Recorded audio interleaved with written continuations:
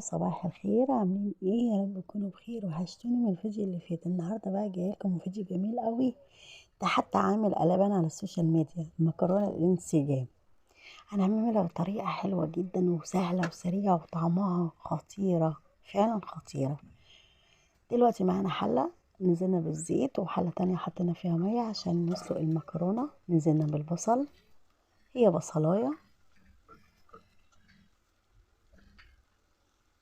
مخرطين عادي، ونزلنا المية غليت، انا نزلت بالملح عشان هنسلق المكرونه بقى. نزلنا بالمكرونه التحمير الصغيره ديت بتاعت الكشري، عارفينها. وبعدين هننزل في المكرونه الاسباجيتي، على فكره جميله وروعه، طعمه قوي.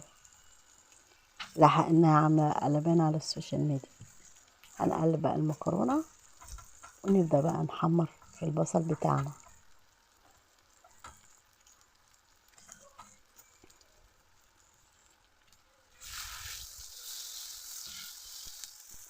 اهو.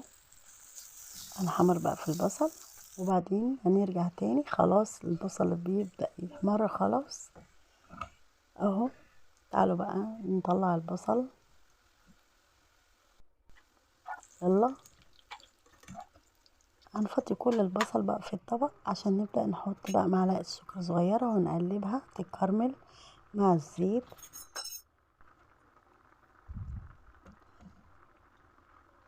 معنا برطمان صلصة، هناخد 3 معالق هنشرحهم في الزيت. احنا الوقت ده بقى ضاربين طماطم، عصير طماطم هننزل بيها. الله، جميلة جدا وسهلة وحلوة جدا، وعلى فكرة مختلفة عن المكرونة اللي احنا بنعملها، جديدة وطعمها تحفة، كأنك جايباها من المحل برا. سهلة جدا وما بتاخدش توابل كتير.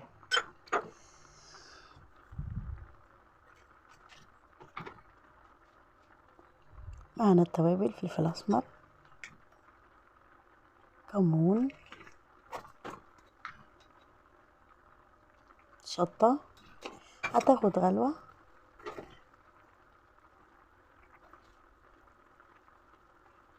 دلوقتي ملح، معلقة ملح كبيرة. هنقلب كل المكونات ديت ونسيب خلاص المكرونة خلاص بدأت تستوي. هنبدأ بقى نشيلها عشان ايه؟ دلوقتي وقت البصل ده احنا مش هنحطه فوق المكرونة زي الكشري، لا احنا دلوقتي يعني هنكسره عشان ننزل بقى في التسبيكة في الصلصة الجميلة ديت اللي احنا عاملينها، وهنقلبها كويس. خلاص خدت لها غلوة شوية، وبعدين هوطي عليها. تعالوا بقى نبدأ بقى نحط المكرونة. شايفين؟